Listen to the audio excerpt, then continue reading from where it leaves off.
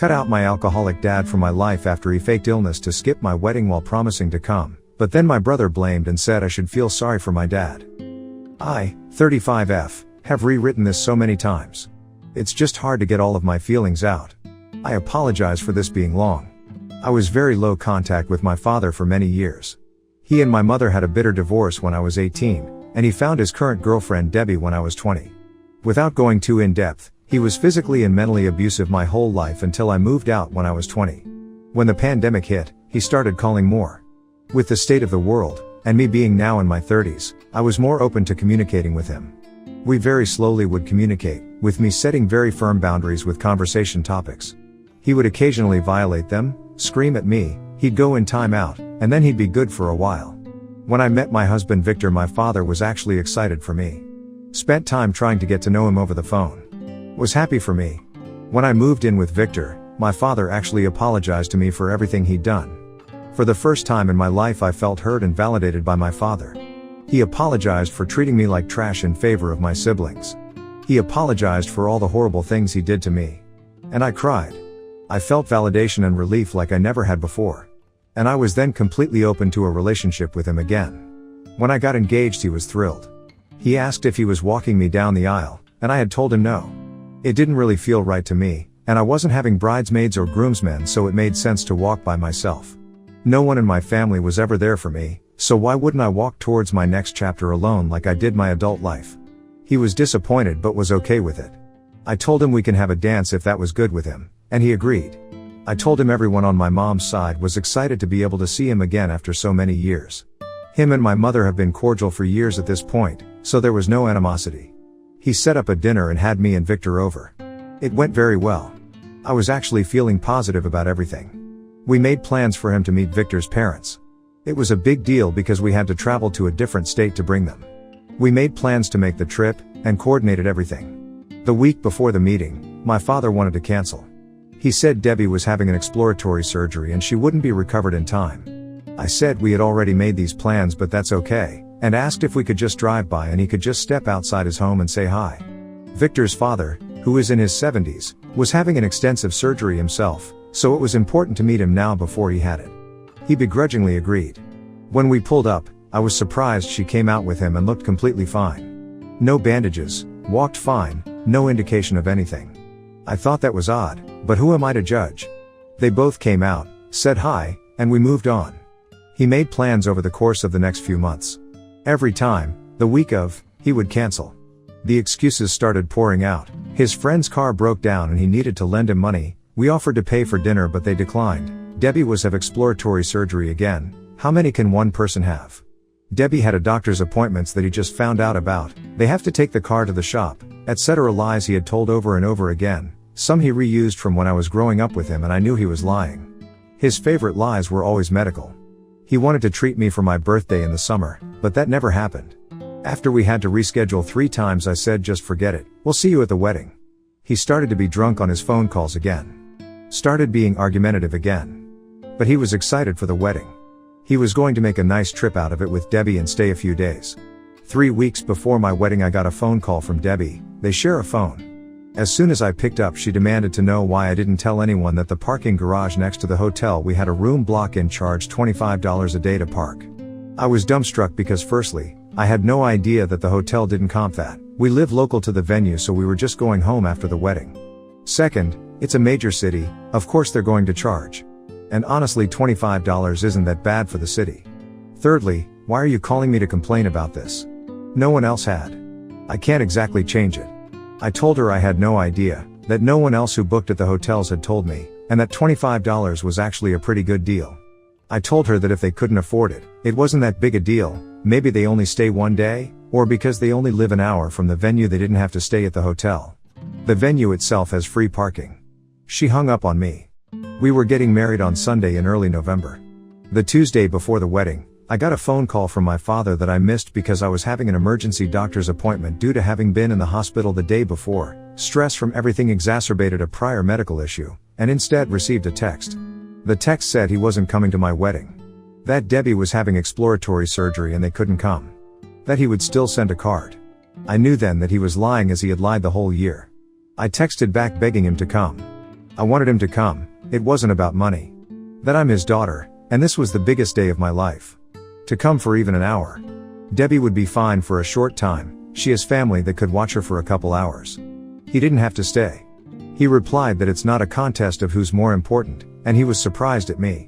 I gave my wonderful Victor my phone while I was sobbing. I couldn't respond, I was hurting and devastated.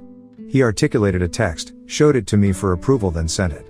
It said basically, very politely but firmly, that if he couldn't spare a couple hours of his time to see me on the biggest day of my life, then we will go back to no contact and I will never again speak to him. My mother, who's her own story for another day, even called him to scream at him for what he was doing. She knew his lies too, and called him out on them.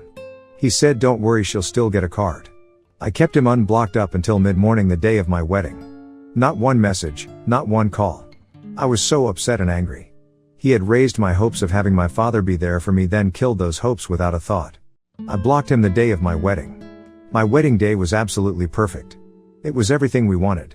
I felt a little sad right before walking down the aisle, and some friends who didn't know about my father asked me where he was. But other than that, I didn't even think of him. It wasn't until after Thanksgiving that I thought to check my blocked messages. He hadn't sent me one message the day of my wedding wishing me luck, nothing. But he did send one message on Thanksgiving. To summarize, it said Debbie will always come first. You should understand that. I don't understand it. I told my brother, who still talks to him, that he is dead to me, and if he asks, to tell him that. My brother thinks that Debbie is the one preventing my father from being with his family. I quite frankly don't care. He made that decision, and these are the consequences. He asked my brother how much of a wave he made not coming, and my brother told him a big wave. But I'm not talking about it. So I made the decision my father will no longer be in my life, and I have so many emotions about it. But it's mostly relief, sadness and anger. But I can't help but occasionally check my blocked messages now, because some part of me just wants to know if he knows how badly he hurt me. Or if he even cares. And some days I just want my dad.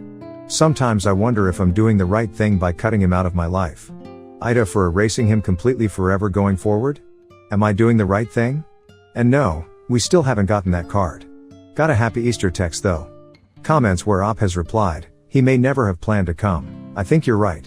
I hate to think this was his plan all along, and some part of me still hopes that at some point maybe he was actually planning on coming. But ultimately I think this was his plan to drop out right before my big day. I'll never know. Thank you for your kind words. Reading the support from such nice internet strangers is helping me heal and be at peace with my decision. Commenter, does he have substance abuse issues? Oop, yes. Growing up both he and my mother were alcoholics. The kicker? Back when he first dated Debbie and before I left, my father had custody of us after the divorce. I was old enough to leave, but I couldn't leave my brother alone. Another story for another day. I had found some white powder on the garage table. I had no idea what it was, and cleaned it off. My dumbass thought it was salt. Later, when Debbie and my father argued, she came into my room and apologized for getting him back into drugs and confessed to me she started him on cocaine and pills. After his first heart attack they apparently stopped the drugs and only use alcohol. Commenter, NTA. But, one thing to be aware of. If / when you find that you're expecting a child, he will come back, promising he is a changed man, promising a new start, promising it will be different, this time. At that time, ask yourself why you should ever let your child suffer the pain, confusion, manipulation and rejection that you did, and kick him back to the curb. Oop, that's Victor's fear. That I'll bend when a child comes around. He had a long talk with me about that, and he reminded me of my childhood and how he knows I would never want to expose a future child to that. He's absolutely right. It does make me sad that my future kids will never meet my father. But ultimately it's the best decision. My niece met my father once at her baptism and then never again. She asks my sister questions and my sister doesn't really know what to say. Just that he was not a very nice person. Update 1. I got a request for an update and now I have some time now that things have settled. Though there hasn't really been an update, more of a development. First, I want to thank you for all your comments and advice. The fact that any of you took the time to write me a comment meant the world to me. You all truly encouraged me and strengthened my resolve. Right after my post, I had a good talk with Victor, and he echoed everything you all said. I even looked into deleting my father's number permanently from my phone, but apparently that would unblock him. After a lot of reading through the comments and reflecting on what everyone said, I really started to think why I ever thought I was the asshole for cutting him off. Well, I guess I have my answer. My brother Devin, 30, is really impressionable. He lives with my mother, And while living with my mother can be a nightmare, they were doing well. My brother means a lot to me. I gave up school, a career, and took on 3 jobs to be able to help raise him for a few years with my dad after my parents' divorce. He has always struggled to truly be independent. Mostly due to my father's coddling most of his life. He was the golden child. The only boy. In an attempt to help him succeed, some family members, mom's side, decided to step up and get him out of my mother's house, and support him to a move to a warmer state to rent with some cousins. They even paid for him to fly out to the new state and see if he wanted to move. When he got home, he apparently went straight to my father's and spent 4 days there. I have no idea why. I called up my brother a few days after he returned back to my mother's. He said he was really looking forward to moving to the new state. After talking to him a bit, I mentioned that I was happy for him, but really sad I'd be losing one of my close family member I talked to. His response? Well, I'm the only family member who still talks to dad, so imagine how he feels. I was stunned. I said, I'm sorry, what did you say? He got angry and just said, well, when I move dad will really have no one. Because you refused to talk to him even though it's been months. You really should feel bad for him. He doesn't understand how you can still be mad at him. All those feelings came flooding back. The doubt. The guilt. The am I doing the right thing? And then the anger came. In that moment I realized that this is what my family normally does to me. And what my father normally does. He plays the victim. Makes everyone feel bad for him. Even though I am in the right, I am made to feel like a boss for having boundaries. I took a breath and explained to my brother Devin, Dad made his choice. He chose this. I was open to him being a dad, he declined that. He didn't want to be in my life, he has no right to complain. He did this to himself. I don't care if Debbie made him not go or not, he's a grown-ass man. And he didn't go to his own daughter's wedding. So he can stay dead to me, it was his choice. My brother didn't have anything to say to that. Just rushed me off the phone with barely a goodbye. Hung up after I barely got the words love you out. I told Victor what Devin said and he was appalled. He wished I had taken the call near him so he could speak to my brother himself. I told him that my father brainwashed him. That he's not normally like this. He reminded me that Devin is a grown man, and not a child anymore. And that I shouldn't excuse what he said. I became so upset. My resolve shaken once again. I felt awkward about the phone call, so I followed up the next day. He wanted to move the beginning of June. I asked him to visit before he goes from a car ride away distance away to a plane ride, and he said he would see me mid-May for his yearly visit to me like always. Then a week before our normal visit date, I found out from my mother my brother texted her and told her he plans to move in 4 days and make the multi-day long drive to the new state. So he lied to me, and didn't even plan on seeing me to say goodbye. Victor had no words, just that he's incredibly disappointed in my brother. My brother called me the day before he left. He sounded so happy saying, hey, what's up? I told him, well, honestly, I'm a little hurt and disappointed in you right now because I'm assuming you're calling to tell me you're leaving tomorrow and you're not even bothering to say goodbye to me. He then was adamant that he told me. Then when I pointed out that he didn't, he erupted in anger at me saying I always play the victim, and why wasn't I happy for him leaving, and how dare I make him feel guilty, almost word for word what my father would say. I told him I'm thrilled he's moving and having a new opportunity. I'm upset he's telling me 12 hours before he's leaving and not saying goodbye when he literally has to pass within 20 minutes of where I live when he leaves. After I started crying, my brother apologized for not telling me. I offered to be up at whatever time he needed. I just wanted to hug him goodbye. He declined. Said he'd be back eventually. Victor was listening and was getting angry at my brother and how he was speaking to me. He's so agitated with him and is hoping he starts acting like an adult in the new state. It's been months now since he moved. I've heard nothing from my father. My brother and I talked occasionally on the phone with me checking in, especially that first month. He is struggling where he is to get a full-time job, but he is doing everything he can to at least pay rent. He became busy in the last month, so I hadn't heard from him in a while. My birthday came, he sent me a happy birthday text and said he'd call later. At 11:45 p.m. I finally got a call from him. I was in the middle of a video game match with friends. After a brief chat I asked if he was free the next night. He said yes, so I told him I would call him the next day for a proper catch-up because he caught me in the middle of something. He hung up me, and didn't answer my call the next day. I haven't tried to call since. I did check for this post, and I did not receive any messages from my father. Not since his happy Easter. Ever since him and my mother separated, he has always forgotten my birthday anyway. I'm at a loss. I don't know what I did wrong, or what I did to deserve this treatment from him. Is this all because I won't forgive my father? And I just sitting here just sad. All I've ever wanted is my family to love me, and I don't know what to do next. If you have advice for me, I just ask you say it kindly. My heart is rather full of emotions at the moment. Update 2, February 19, 2025. I have gotten a couple requests for a further update, and I do have some new developments so I can at least share something with you all. It's not a full pot of tea, but you can sip it from a dainty teacup made up of my unresolved issues. Also, thank you all for your kind words. I appreciate all of you taking the time to comment and make me feel validated. Okay, now for the update to the update. My brother, in early October my brother called me, and was saying how he wasn't doing well in the new state, and he basically wanted to come back home. In a way, I wonder if he was fishing to live with me and Victor so he didn't have to return to my mother, but I would never live with him ever again. I basically just told him to talk to our mother and work out a plan to come back if that's what he wants to do. I'm through trying to fix things for him. He promised to return for Christmas. Which of course, didn't happen. I haven't heard from him since. I've gotten the group holiday texts, but I absolutely refuse to reach out. He has broken every promise he gave me, and I am finally feeling strong enough to distance myself.